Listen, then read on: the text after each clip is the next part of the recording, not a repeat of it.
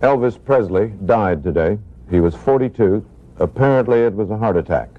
He was found at his home in Memphis. When Elvis Presley died, the world thought they knew everything about the king. But decades later, workers stumbled upon a sealed-off section of his Graceland garage, and what they found inside was something no one expected. Something that raised more questions than answers. What could it be? Join us as we uncover what was found in Elvis Presley's garage after his death. An extensive car collection. Elvis Presley was not only the king of rock and roll, he was also a true car enthusiast. His love for automobiles matched the extravagance and expressiveness of his music, and his garage, along with the Graceland estate, showcased one of the most intriguing and varied private collections in the history of celebrities. Ranging from classic American cruisers to luxurious European cars, and including motorcycles and customized buggies, Elvis's car collection served as a testament to his status and mirrored his personality.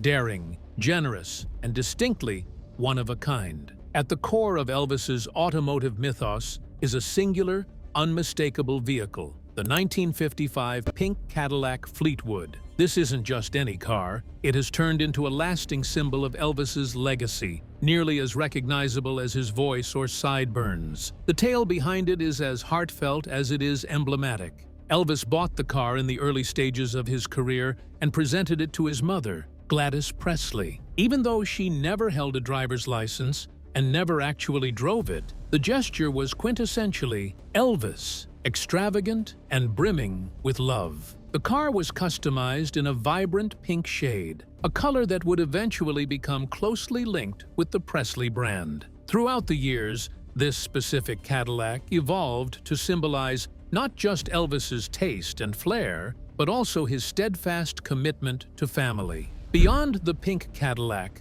Elvis's garage was home to an impressive array of rare and luxurious cars that truly reflected his success and style. Among the highlights of this collection was the Stutz Blackhawk, a striking and powerful vehicle known for its daring design. It's said that Elvis was one of the first in America to get his hands on one, and he adored it so much that he ended up buying several models throughout the years. The Stutz Blackhawk, with its blend of Italian and American design and luxurious details, perfectly represented Elvis's knack for merging tradition with opulence. Among the other notable cars in his collection were the Rolls-Royce Phantom 5, which represented British elegance and prestige, and the Mercedes-Benz 600, often dubbed the dictator car due to its popularity with world leaders and celebrities looking to make an impression. These cars weren't merely for display. Elvis frequently drove them,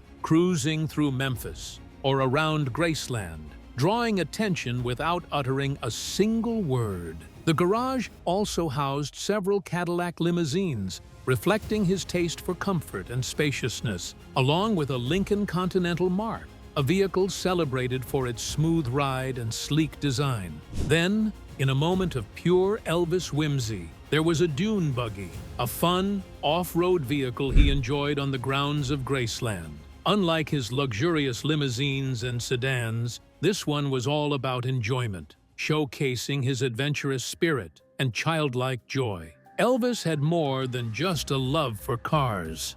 Motorcycles were another big passion of his. He was especially fond of Harley-Davidson bikes. His collection featured several custom models, each one tailored to fit his distinct style and practical needs. You could often spot him cruising around the Graceland estate or riding through Memphis on these beauties, usually with friends or members of his entourage by his side. For Elvis, motorcycles represented freedom, a thrilling getaway from the constant pressures of being famous. And just like everything else he owned, his bikes were anything but ordinary. With chrome finishes, custom seats, and striking details, his collection was truly one of a kind. While the cars in Elvis's collection were certainly remarkable, what really set it apart was how he utilized them, not just for his own enjoyment, but for others as well. Elvis had a reputation for being incredibly generous, and this was especially clear in his tendency to give away cars. Unlike many collectors who keep their treasures close, Elvis would often part with them on a whim, There was even a time he gifted a shiny new Cadillac to a stranger who admired it in a parking lot. Friends, backup singers, bodyguards, and family members, they all found themselves receiving cars from him at various times. This spirit of generosity wasn't just for special events or publicity. It was spontaneous, genuine, and a core part of his character. He believed in sharing his good fortune, and giving away cars became one of his preferred methods of doing so. Many who received a car from Elvis remembered that he never made a fuss about it. He would simply hand over the keys with a smile. For him, the happiness that came from giving was far greater than the pleasure of collecting. Elvis's garage wasn't just a playground for luxury and horsepower. It also hinted at a deeper, more complex side of the king. Tucked between the chrome and leather were items that revealed an obsession many never expected. Guns and law enforcement badges. Elvis Presley was really into collecting guns, and he made sure to do it all legally. Every firearm he owned was obtained through proper channels, with many being customized or engraved to match his personal style. His collection was extensive and diverse, featuring everything from sleek handguns to hunting rifles and semi-automatic guns. Some were purchased just for admiration, while others served the purpose of self-defense. Considering his level of fame and the absence of modern celebrity security measures, it makes sense that Elvis wanted to take his safety into his own hands. A number of these firearms were discovered stored in and around his garage, safely tucked away near his beloved car collection at Graceland. Some were kept in secure drawers or compartments, while others were displayed in cases. Elvis's attention to detail extended beyond merely owning the guns. He frequently had them customized. Gold-plated revolvers, ivory-handled pistols, and engraved rifles were common in his collection.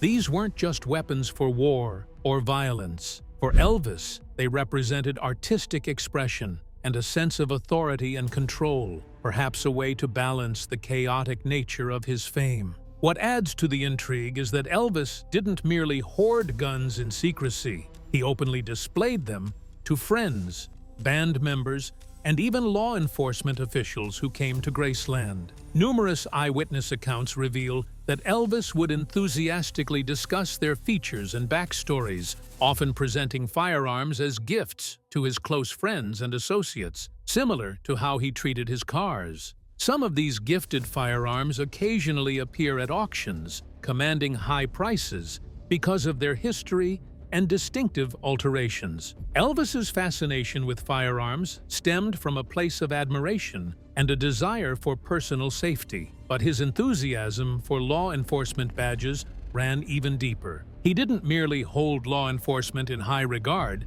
he aspired to be a part of it. Over the years, he built an impressive collection of badges from all over the United States. While most were honorary, each badge was acquired through personal requests, friendships, or a deep-seated admiration. Among the many badges in his collection were those from prominent agencies such as the Los Angeles Police Department, LAPD, Shelby County Sheriff's Office, Denver Police Department, and even the Federal Bureau of Narcotics and Dangerous Substances, which eventually evolved into the DEA. The tale of how he came to possess his DEA badge is particularly famous and more bizarre than any fiction. Back in December 1970, Elvis penned a 6-page letter to President Richard Nixon, offering his help in the battle against substance abuse. He personally delivered the letter to the White House, hoping to secure a meeting with the president. Nixon was on board, and the two met in the Oval Office, a moment that has since been captured in photos and displayed in museums. During their chat,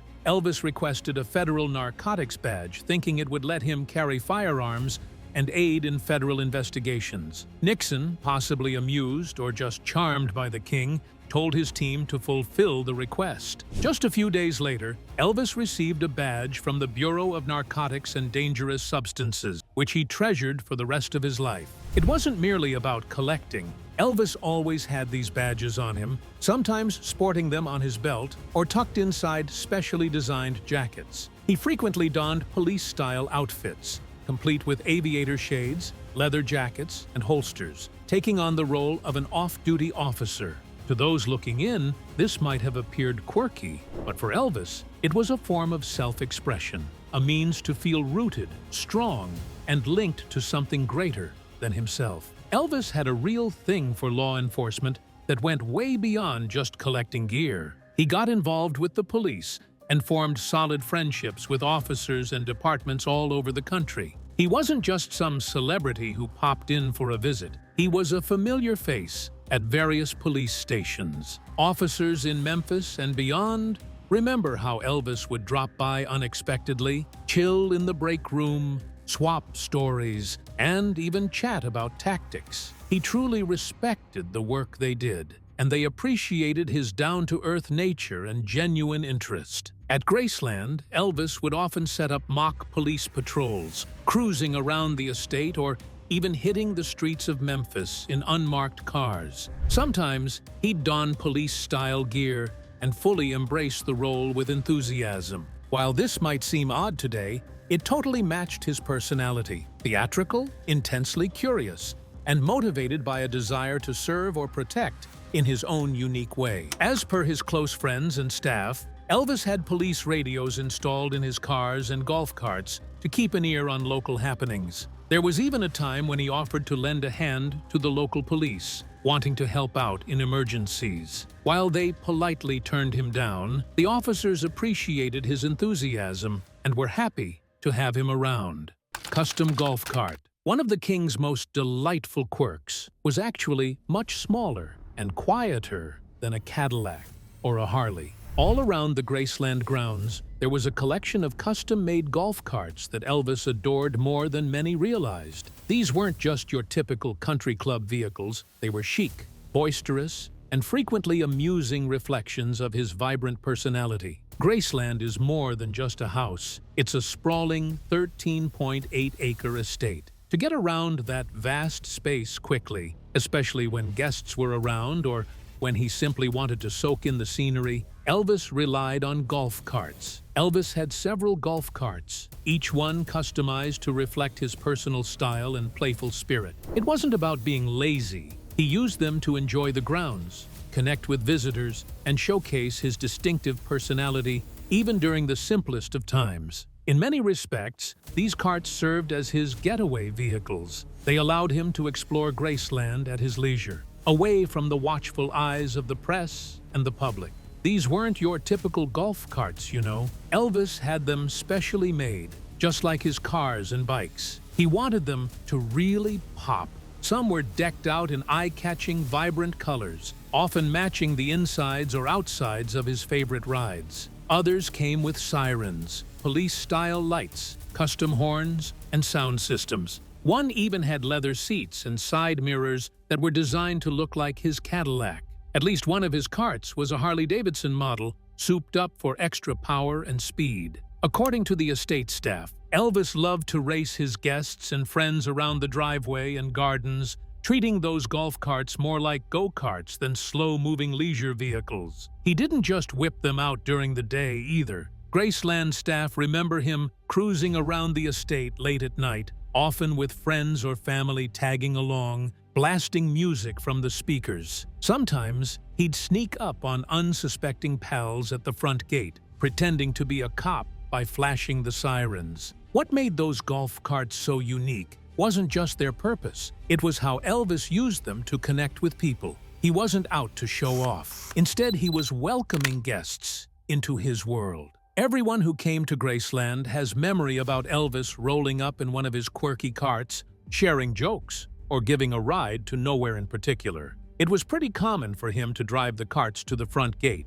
catching fans off guard with a quick wave or a friendly appearance. There's a famous story about one night when Elvis raced a staff member across the lawn in a golf cart, barefoot and laughing the entire time. These weren't merely toys. They were glimpses into his essence, playful, generous, and endlessly curious. One of the most iconic rides he had was a custom Harley-Davidson, which he apparently bought right after tying the knot with Priscilla Presley in 1967. It sported a license plate that read "One Elvis," a classic Elvis move. This Harley cart was one of his all-time favorites and became a key part of his ever-growing collection of unique, personalized vehicles that made Graceland feel more like a whimsical paradise than just a southern home. Even after he passed away, that same cart was kept in pristine condition and later went up for auction, where it attracted a hefty price from collectors eager to snag a piece of Elvis's everyday life. Elvis' soft spot for law enforcement even influenced how he used his golf carts. One of his carts was fully equipped with sirens and flashing blue lights, just like a police patrol car. He would often drive around Graceland, pretending to be an officer, which was a fun nod to his impressive collection of police badges and his fascination with authority. He would go as far as using the carts in his mock patrols, much to the amusement and affection of staff and guests. This playful mix of fantasy and reality was classic Elvis. He blurred the lines between imagination and the real world. He embraced both simultaneously, hidden letters and notes. Most of Elvis Presley's personal notes were found in the usual spots: his bedroom, his office, and the jungle room, where he liked to relax. However, some writings turned up in unexpected places like storage rooms, garages, and even in his parked cars. The garage, which mainly held his famous car collection, sometimes acted as a catch-all for random stuff: memorabilia, storage boxes, and even notepads. In some of those messy corners, pieces of the man behind the legend were discovered. Some notes were jotted down on the backs of receipts, napkins, or hotel stationery, whatever was handy when inspiration hit. Others were penned on Graceland-branded notepads, suggesting they were more personal, intended to be kept or stored nearby. These weren't polished letters, but rather incomplete song lyrics, spontaneous thoughts, or heartfelt reflections. Some were quite melancholic, even raw. While most have stayed private and out of the public eye, a few have emerged through books, auctions, and interviews with those who knew Elvis well. It was reported that Elvis was loved by millions, yet he frequently experienced feelings of isolation. Several notes that were discovered revealed his thoughts about being confined in a life he felt he did not completely control.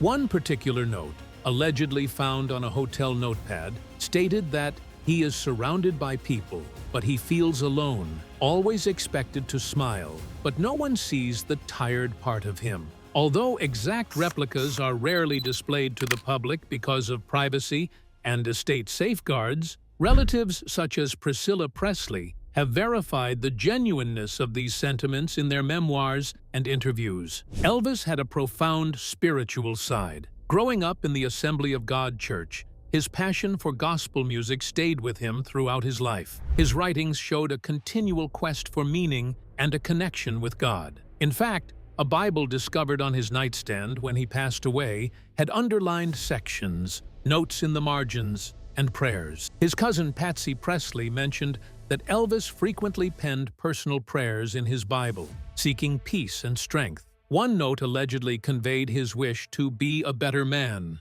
highlighting feelings of guilt and a yearning for spiritual renewal. These spiritual reflections weren't confined to the Bible alone. Some were scribbled on bits of paper and tucked between books or left on desks, simple requests or verses that resonated with him. Among the most touching notes were those directed to his daughter, Lisa Marie, and occasionally to his parents, Gladys and Vernon Presley. Although he lost his mother at a young age, Elvis frequently spoke of her with deep respect, and his sorrow was clear in some of his writings. It's said he kept notes meant for her, sometimes sharing memories or vowing he would make her proud. Other notes featured unfinished letters, probably never sent, brimming with emotion and a yearning for simpler days. A few documents discovered in his office even had birthday letters, drafts of poems, or brief messages intended for Lisa Marie, showcasing his caring and protective nature as a father. Elvis's writings were never really structured or thought out. They came from a place of impulse, emotion, and often felt quite unrefined. He would scribble down his thoughts whenever and wherever the mood struck him. Some of the most frequently used materials included hotel stationery, particularly from spots like Las Vegas or Palm Springs, Graceland-branded notepads, which he kept handy near phones or tucked away in drawers, tissue paper or napkins, often snagged from airplanes or backstage green rooms, receipts, envelopes, or even the backs of photographs. Just when you think you've uncovered the man behind the legend, Elvis surprises again. Among the classic cars and scribbled thoughts was something truly strange. Snowmobile on wheel.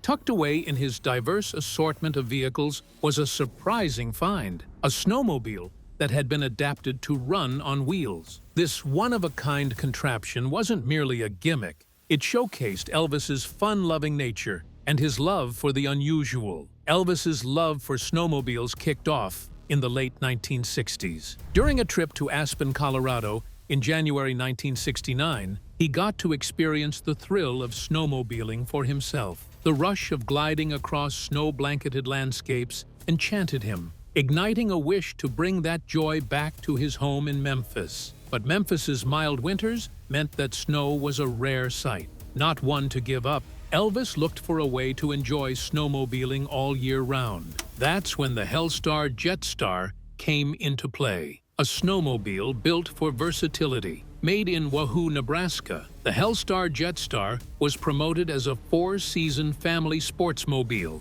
Its most impressive feature? The ability to swap its skis for wheels, turning it into a flexible vehicle that could handle different terrains. Elvis got his hands on one of these cutting-edge machines and had it equipped with the optional wheel kit. This upgrade enabled him to glide around the vast grounds of Graceland, sharing a piece of his Aspen escapades with his Memphis home. Seeing Elvis zooming around Graceland on his wheeled snowmobile became a common sight. Whether he was cruising alone or offering spontaneous rides to friends and family, the snowmobile brought a sense of excitement and unpredictability to life at the mansion. Elvis's choice to adapt a snowmobile for a snowless setting really highlights his character. It shows how he could find happiness in the unusual and his wish to add excitement to daily life. This wasn't just a one-off event. Elvis was famous for his impulsive buys and tweaks. From custom golf carts with sirens and sound systems to personalized motorcycles, he always looked for ways to mix practicality with style. The snowmobile, in particular, embodies this philosophy. It wasn't merely a way to get around, it was a reflection of Elvis's love for life and his determination to break free from conventions. The Hellstar Jetstar snowmobile stands as a symbol of Elvis's creative spirit. Its display at the museum reminds us of his distinctive outlook on life and his knack for finding joy in the unexpected. For fans and visitors, witnessing the snowmobile gives a richer perspective of Elvis beyond his music and celebrity status. It sheds light on the man who, even with worldwide fame, took pleasure in simple joys and maintained a lasting sense of wonder. As the world cheered for the king, few knew the toll fame was taking on his body and mind. And in his final days, the signs were there, hidden in plain sight. What really happened to Elvis Presley in the end? Elvis Presley's death. Elvis Presley, the king of rock and roll, died on August 16, 1977, when he was just 42 years old. His premature passing was due to a mix of health problems and lifestyle decisions that had affected him for many years. In the years before his passing, Elvis's health really took a turn for the worse. He dealt with several chronic issues like high blood pressure, diabetes, and an enlarged heart. His way of living didn't help either, as he followed a diet rich in fats and cholesterol. Plus, he was on a ton of prescription meds. It's reported that in just the first 8 months of 1977, he was given over 10,000 doses of sedatives, amphetamines, and narcotics. Elvis's dependence on these prescription medications was well known. He thought they were beneficial since they provided temporary relief from his symptoms. Unfortunately, they played a big role in his health decline.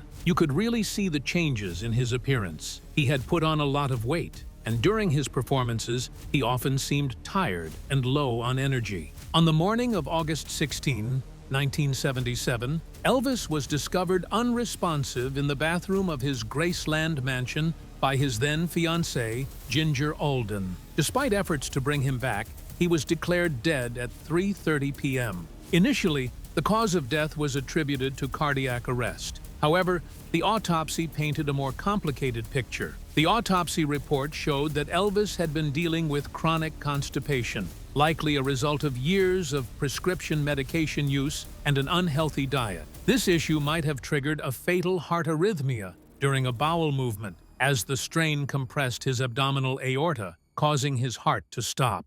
Toxicology tests revealed the presence of 14 medications in his system, with 10 found in significant amounts, indicating that polypharmacy was a major factor in his death. Even though his health was deteriorating, Elvis kept on performing. His last concert happened on June 26, 1977, at the Market Square Arena in Indianapolis. Despite looking unwell, he put on a show that featured his timeless hits and crowd favorites. He wrapped up the performance with "Can't Help Falling in Love," a song that had become a staple of his final acts. At the conclusion of this last concert, Elvis spoke to the audience with a touching farewell. "Till we meet again, may God bless you. Adios." These words, recorded and cherished by fans, have been seen by many as a heartfelt goodbye. The passing of Elvis Presley sent shockwaves around the globe and signified the conclusion of a significant chapter in music history. His impact on rock and roll and popular culture is still deeply felt. Graceland has turned into a must-visit destination for fans, and his songs keep inspiring fresh generations. The details surrounding his death act as a warning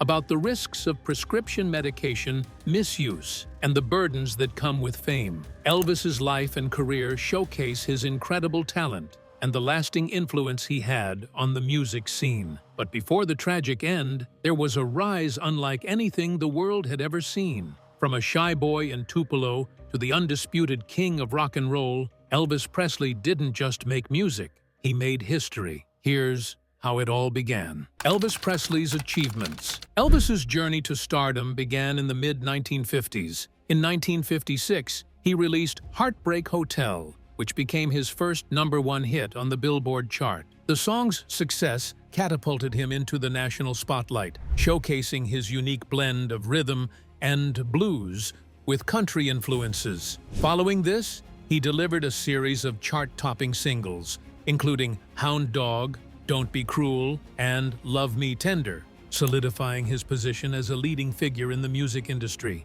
His dynamic performances and charismatic stage presence captivated audiences, leading to unprecedented popularity. By the end of the 1950s, Elvis had become a household name, with multiple hits dominating the airwaves and a growing fan base that spanned across demographics. Riding the wave of his musical success, Elvis made his way into Hollywood, appearing in 31 feature films. His first movie, Love Me Tender, in 1956, was a hit, and films like Jailhouse Rock and Viva Las Vegas showcased his talent as a performer. These movies not only boosted his fame, but also helped him connect with fans around the globe. Even with his busy film schedule, Elvis kept churning out hit songs. In 1960, he dropped It's Now or Never, which turned out to be one of his top-selling singles, with over 20 million copies flying off the shelves worldwide. Other memorable tracks from this era include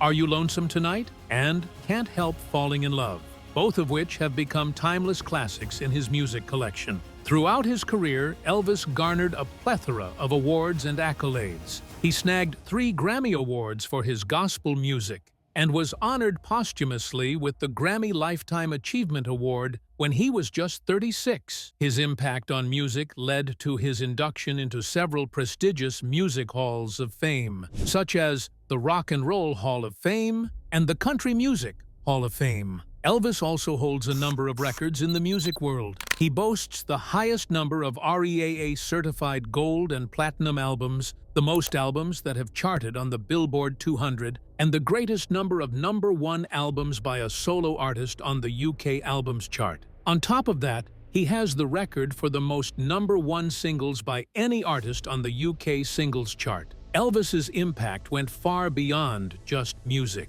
He turned into a cultural symbol, representing the rebellious vibe of the youth during the 1950s and 1960s. His unique style, marked by eye-catching outfits and signature hairstyles, set trends and motivated countless fans. Additionally, His music played a crucial role in breaking down racial barriers, as he took inspiration from African American artists and brought their sounds to a wider audience. Even after he passed away, Elvis's legacy lives on. His estate, Graceland, is still a hot spot for tourists, drawing fans from all over the globe. His music continues to make waves on the charts, and his life and career are explored in many documentaries, books, and films. In 2018, he was awarded the Presidential Medal of Freedom posthumously, solidifying his place as an American icon. If you enjoyed this video, like and subscribe, and also click the next video shown on your screen.